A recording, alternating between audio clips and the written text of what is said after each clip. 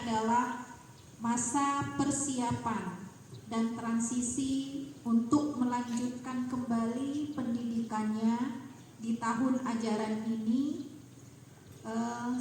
Kita harus menjaga kerukunan di antara kita semua, ya.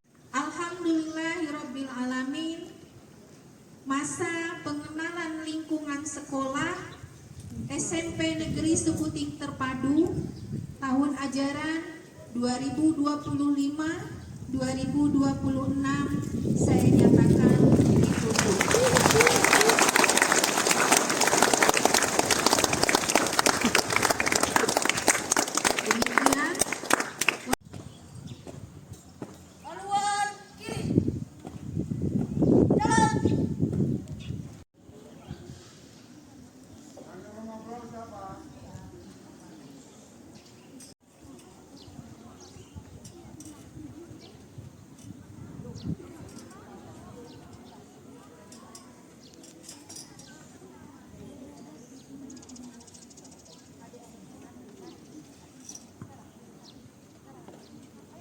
Melepaskan tanda pengenal.